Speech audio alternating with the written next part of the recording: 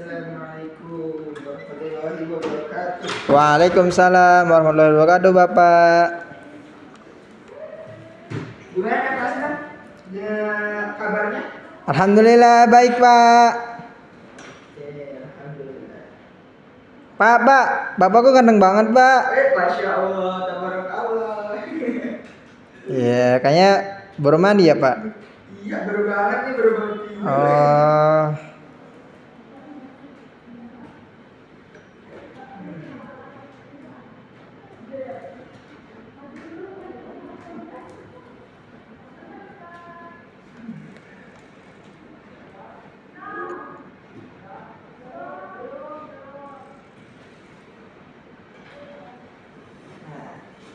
Oke anak-anak, hari ini kita belajar tentang teks laporan. Sebelumnya ada yang tahu apa itu teks laporan? Nggak tahu, Pak. Oke, sebelum masuk ke penjelasan,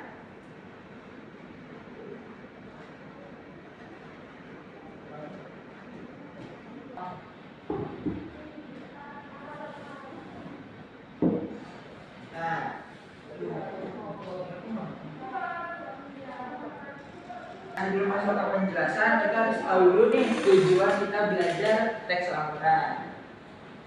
Yang pertama itu kita bisa menjelaskan pengertian dan tujuan teks laporan dengan tepat.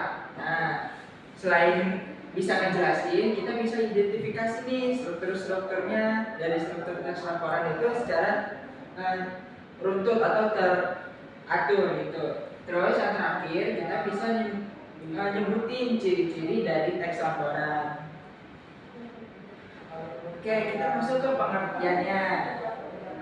Yang pertama, teks laporan itu sebenarnya informasi objektif yang berdasarkan hasil pengamatan kita atau penelitian dari suatu objek. Nah, contohnya misalnya contoh objeknya tumbuhan, hewan, peristiwa atau kegiatan. Jadi kalau misalnya kita ngamatin sesuatu, nah itu kita nulis sesuatu itu dari informasi atau apa yang kita lihat gitu. Nah ini tujuannya nih, yang pertama tuh yang sebelumnya tahu itu tujuannya nyampein informasi dari hasil pengamatan secara jelas, itu bisa harus digarisbawahi ya. Jadi apa yang kita lihat, apa yang kita amati, terus kita bikin informasi. Nah dari informasi itu, dari hasil pengamatan kita jadikan itu secara jelas gitu. Terus yang kedua, kita bisa ngasih penjelasan kepada pembaca tentang sesuatu hal. Misalnya kita ngejelasin tentang bunga. Nah, kita ngejelasin nih, kalau misalnya ada orang yang membaca tentang hasil pengamatan kita ya orang tahu nih, oh kita ternyata lagi ngamatin bunga. Oh, bunga ini sebenarnya kayak apa sih? Dari warnanya apa? Apakah batang ada duri, apakah pendek atau tinggi begitu. Jadi kita bisa ngejelasin penjelasan pada pembaca tentang sesuatu hal yang kita mau. Terus yang ketiga, jadi dokumentasi hasil kegiatan atau observasi. Jadi itu kalau misalnya kita udah amati sesuatu objek, kita bisa dokumentasiin apakah ini real atau bukan gitu. Jadi bukan cuma fiktif doang. Terus selanjutnya, kita masuk pada ciri-ciri. Ada yang tahu nih sebenarnya ciri-cirinya ada berapa? Ditahu, Pak. Oh nggak tahu ya, oke. Sebenarnya ciri-ciri ada banyak, tapi beberapa kita bakal ambil. Pertama itu objektif dan berdasarkan fakta. Jadi bukan cuma fiktif, apa yang kita lihat terus kita bikin jadi karangan, nggak boleh. Jadi itu harus berdasarkan fakta. Misalnya contoh kayak tadi bunga itu warnanya merah. Oh, apakah yang kita lihat warna merah? Apakah berdasarkan fakta? Oh, ternyata bunga yang warna merah itu ada banyak. Contohnya bunga rafflesia atau bunga segala macam gitu. Jadi nggak boleh berdasarkan apa yang kita pikirin, tapi berdasarkan apa yang kita lihat, yaitu fakta. Jadi nggak bisa dibuat-buat, tapi sesuai kenyataan. Terus yang selanjutnya itu menggunakan bahasa baku dan ilmiah. Terus pakai kata-kata sesuai EYD gitu. Jadi maksudnya menggunakan bahasa baku itu nggak boleh disingkat gitu. Jadi misalnya contoh yang saya lihat. Jadi harus begini. Oh, berarti nggak boleh singkat-singkat ya, Pak? Iya, nggak boleh disingkat-singkat. Jadi Oh. contohnya yang saya lihat bunga itu bla bla bla, tapi bahasanya tuh harus begini. Yang saya lihat nggak boleh YG ini yang gitu. Jadi nggak boleh disingkat-singkat, harus baku bahasanya terus ilmiah. Terus ditulis secara sistematis dan runtut, mulai dari umum ke khusus. Nah ini masuk ke ciri-ciri selanjutnya gitu. Kita lanjut. Nah, jelas yang tadi itu tidak boleh menggunakan opini pribadi, hindari kata menurut saya atau saya suka.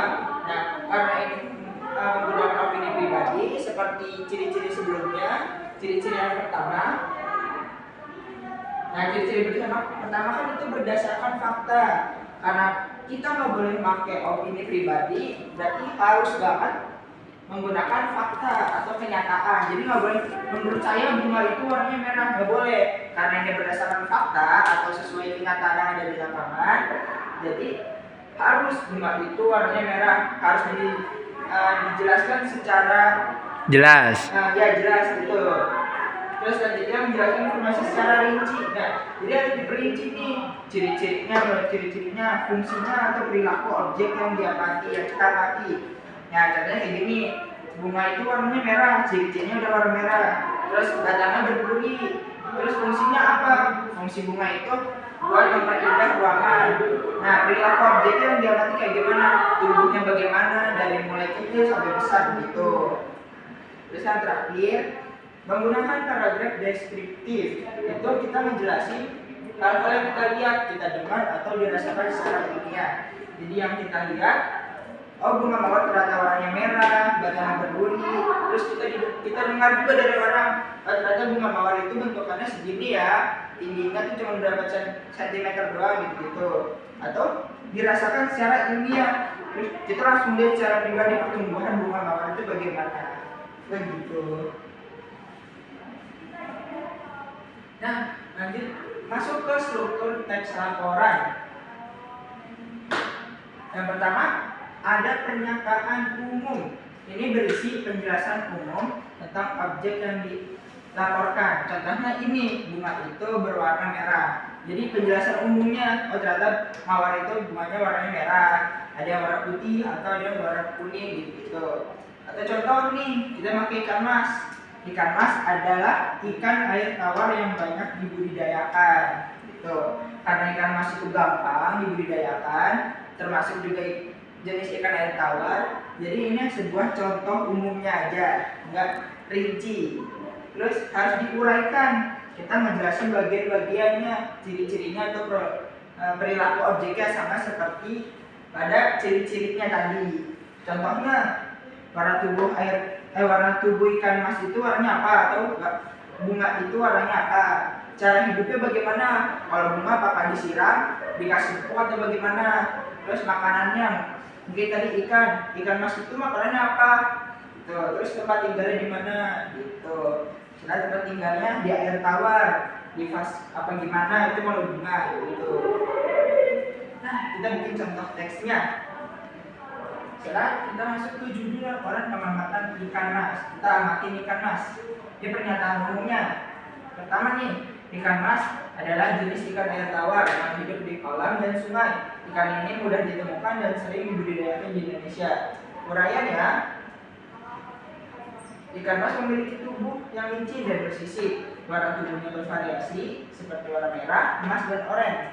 Ikan ini memakan tumbuhan air dan pelet. Dia berkembang dengan cara bertelur. Nah, sesuai tadi teks laporan, ini udah ada ciri-ciri nih. Yang pertama, kita masuk ciri-ciri yang pertama, jenis ikan air tawar. Berarti ikan mas itu jenisnya ikan air tawar, itu hidup di kolam dan di sungai. Dia berarti ikan mas bisa hidup di kolam, terus bisa hidup juga di sungai. Terus ikan ini mudah ditemukan dan sering dibudidayakan. Ini pernyataan umumnya, mudah ditemukan dan sering dibudidayakan di Indonesia. Tuh. Kita masuk uraiannya.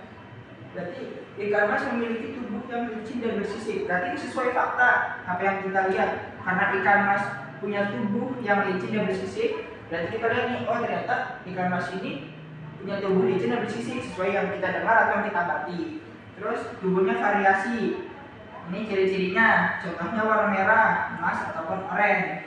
Nah, ikan ini memakan tumbuhan air dan pelet. Oh, berarti dia yang kita mati berarti ikan mas itu bisa makan tumbuhan air juga. Selain makan tumbuhan air, dia juga bisa makan pelet ternyata. Terus dia juga bisa